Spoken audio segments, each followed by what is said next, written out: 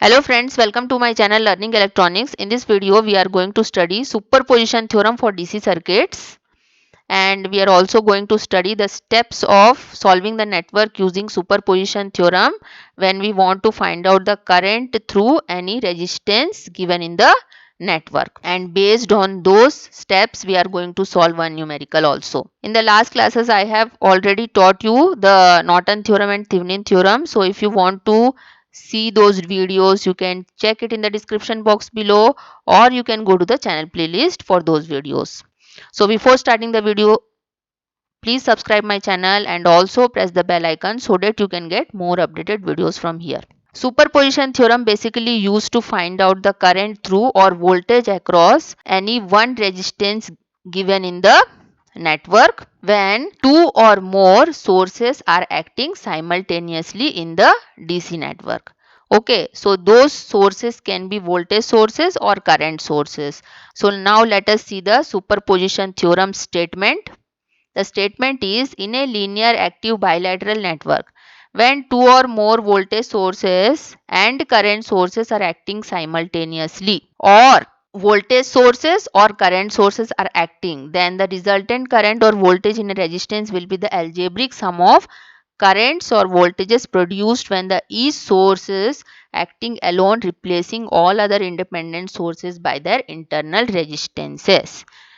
The meaning of this statement is that in a linear active bilateral network, when two or more voltage sources and current sources are acting simultaneously, or two or more voltage sources or two or more current sources are acting, then the resultant current or voltage in a resistance will be the algebraic sum of the currents or voltages produced when we are considering each source individually, and we replace all other independent sources or constant sources by their internal resistances.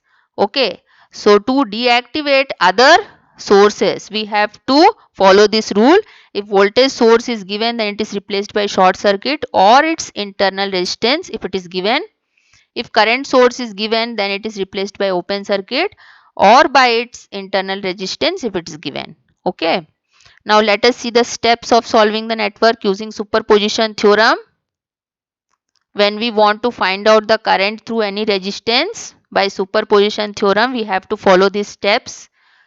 First step is take only one independent source of voltage or current at a time and deactivate other current or voltage sources. Just now I have told you that we apply the superposition theorem when the DC circuit contains two or more sources. It can be voltage sources or it can be current sources.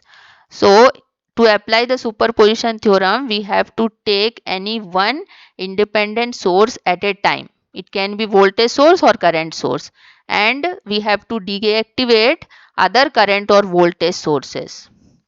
For deactivating the current or voltage sources, we have to follow this rule. If current source is given, it is replaced by open circuit or its internal resistance if it is given, and if the voltage source is given, it is replaced by short circuit or its internal resistance if it is given.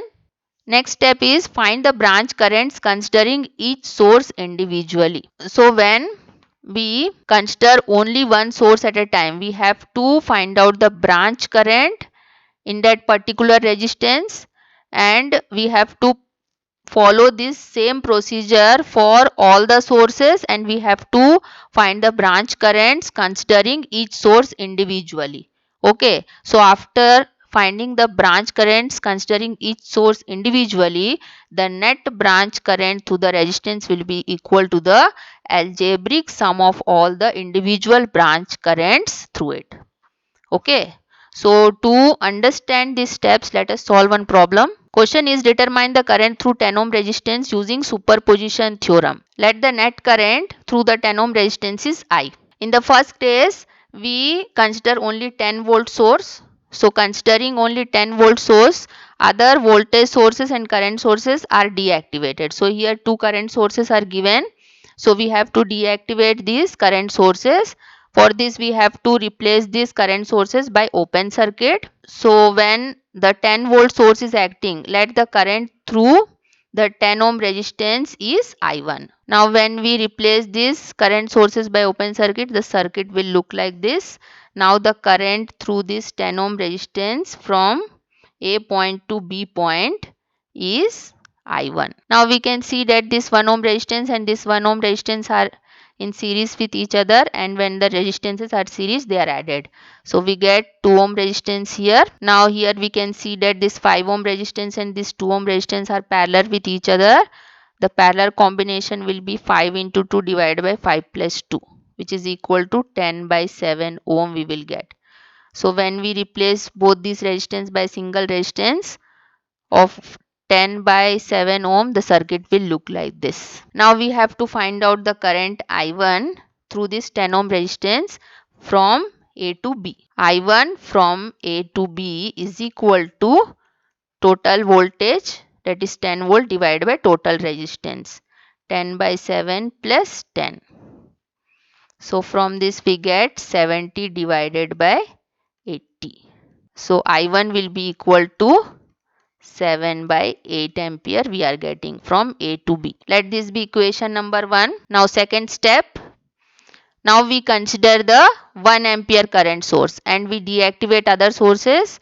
This 10 volt source is replaced by short circuit and this 2 ampere current source is replaced by open circuit. Now let the current flowing through 10 ohm resistance is I2 when 1 ampere current source is acting alone.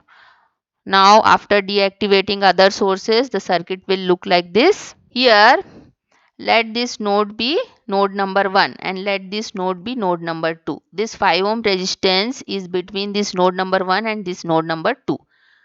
Because between these points there is no drop, so here also node number 2 will be there, here also node number 2 will be there, and this is also node number 2. So we can shift this 5 ohm resistance between this node number 1 and this node number 2 parallel with this 10 ohm resistance like this. Now this 1 ohm resistance can be shifted here because only single wire is there. So when we shift this 1 ohm resistance, the circuit will look like this. Now we can see that this 1 ohm resistance is in parallel with this 1 ampere current source, and by source transformation we know that current source with parallel resistance can be replaced by voltage source with series resistance. So the voltage of the voltage source V will be equal to current of the current source into parallel resistance. Current is 1 ampere and resistance is 1 ohm. So we get 1 volt source here. Okay. Since the arrowhead of the current source is pointing downwards, so the plus sign of the voltage source will be downward direction, and negative sign will be in the upward direction. Now this current source will be replaced by voltage source of 1 volt like this with a series resistance of 1 ohm. Now here we can see that this 1 ohm and this 1 ohm are in series with each other. So we know that the resistances are in series, can be added, and this 10 ohm and this 5 ohm are in parallel with each other. So when we solve the parallel combination, we get 10 into 5 divided by 10 plus 5. We get 50 by 15 ohm. Now the circuit will look like this. Let us find the total current flowing through this circuit. I will be equal to 1 volt divided by total resistance 2 plus 50 by 15. So since the polarity of this voltage source is opposite to that of the current flowing, here we take minus 1 volt. Okay. From this we get I is equal to minus of 15 by 80 ampere. Now the total current we are getting minus of 15 by 80 ampere. Now let us take this circuit. We found out the total current I is equal to minus of 15 by 80 ampere here. This current will be divided at this node into two branches of 5 ohm resistance branch and of 10 ohm resistance branch. So the current flowing through this 10 ohm resistance branch is I2 we have taken from A to B. So I2 from A to B we have to find out. So this can be found out by current divider rule. By current divider rule, I2 will be equal to total current, that is 15 by 80, into opposite resistance to 10 ohm, that is 5 ohm, divided by total resistance, that is 5 plus 10. From this we get minus 15 by 8 into 5 divided by 15. This 15 and this 15 get cancelled out and we get minus of 5 by 8. Minus of 5 by 80 we will get, okay, from A to B. So when we solve this, I2 will be equal to minus of 1 by 16 ampere. Let this be equation number 2. Now third case, when 2 ampere current source is acting alone and we replace other sources by their internal resistances. 10 volt source is replaced by short circuit and 1 ampere current source is replaced by open circuit. So let the current flowing through the 10 ohm resistance when we consider 2 ampere current source alone is I3. Okay, so when we replace this 10 volt and 1 ampere current source by their internal resistances, it will look like this. Let this be node number 1. Let this be node number 2. This is also node number 2 and this is also node number 2. So we can replace this 5 ohm resistance between this node number 1 and node number 2 like this. Okay. Now we can apply source transformation to this 2 ampere current source parallel with 1 ohm resistance. So the voltage of the voltage source will be current of the current source into parallel resistance. We get 2 into 1, which is equal to 2 volt. So this current source will be replaced by 2 volt voltage source with series resistance like this. Okay, now this 1 ohm resistance and this 1 ohm resistance are in series with each other, so we can add them and we will get 2 ohm resistance like this. Now this 10 ohm and this 5 ohm are in parallel with each other. When we solve the parallel combination, we get 50 by 15 ohm. Now we can find out the total current I flowing in the circuit. I will be equal to 2 divided by 2 plus 50 by 15. From here we get 30 divided by 80. So I will be equal to 3 by 8 ampere we are getting. Now this is the total current flowing the circuit. Now we again take this circuit. Here 3 by 8 ampere is flowing. It will be divided at this node and flow through this 10 ohm resistance and 5 ohm resistance. So let the current through the 10 ohm resistance from A to B when we are considering the 2 ampere current source is I3. Okay, so we have to find out I3. By current divider rule, we can find out I3. I3 will be equal to total current, it is 3 by 8 into opposite resistance to 10 ohm, that is 5, divided by total resistance 10 plus 5. We will get 15 divided by 8 divided by 15. This 15 and this 15 get cancelled out and I3 will be equal to 1 by 8 ampere from A to B. Okay, so let this be equation number 3. Now we have found out all the branch currents considering all the sources individually. Now we have to find out the net current by superposition theorem through 10 ohm resistance.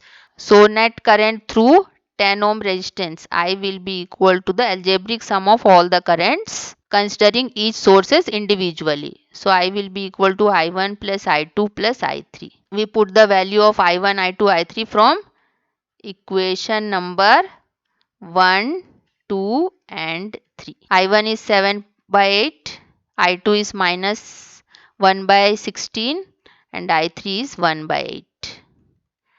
From here we get 1 minus 1 by 16, which is equal to 15 by 16 ampere. So we are getting total current I is equal to 15 by 16 ampere, which is equal to 0.9375 ampere. So this is the total current which is flowing through this 10 ohm resistance. So hope you have understood the topic. Thank you very much for watching and please do subscribe my channel for more updates.